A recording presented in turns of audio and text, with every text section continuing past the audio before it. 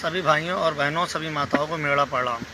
मैं आपको कुछ बताने जा रहा हूँ जिससे सोचकर आप खुद ही सोचेंगे कि मैं मोदी जी को और योगी जी को वोट क्यों ना दूँ और क्यों ना दूँ। आज मैं बताता हूँ। जब किसी को चोट लगती है तो योगी जी की दी हुई हमको एम्बुलेंस याद आती है।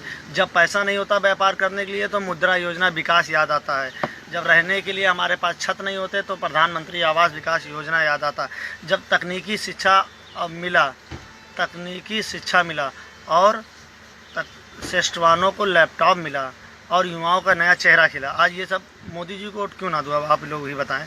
जब माता पिता के या तीर्थ यात्रा के लिए पैसा नहीं होता तो सरवण विकास योजना याद आता है। जब उत्तर प्रदेश में प्रदूषण इतना हो गया है तो हमको वृक्षारोपण याद आते हैं। जब बेटी बचाओ बेटी पढ़ाओ याद आता है। ऐसे नारे जब हमारे माननीय प्रधानमंत्री मोदी के हैं तो मैं उनको वोट क्यों ना दूं और किस पर्पज़ से ना दूं, ये आप ही बताएं। जब कर्ज नहीं होता तो जब किसानों जी के पास कर्ज नहीं होता तो योगी जी को कर्ज दिया हुआ याद आता। जब रोड पर एक्सीडेंट होते हैं तो जो ये मंत्री जी के द्वारा रोडों का चौड़ीकरण हुआ वो याद आता। अब आप ही बताइए मोदी जी को वोट क्यों ना दूँ। जब निदेशक यातायात परेशान रहते हैं तो उसके लिए ट्रैफिक व्यवस्था करी गई कि हर जगह चौराहे पर कैमरे लगाए गए, तो मोदी जी को वोट क्यों ना दूँ। अब आप लोग ही बचाओ कि मोदी जी को मैं वोट क्यों ना दूँ। और तमाम चीज़ें ऐसी हैं मोदी जी की अगर योजनाओं में गिनाता रहूं तो बेटी बचाओ बेटी पढ़ाओ योजना है। जब बेटी की शादी की सताए तब मोदी जी की योजना याद आती हैं, योगी जी की योजनाएं आती हैं।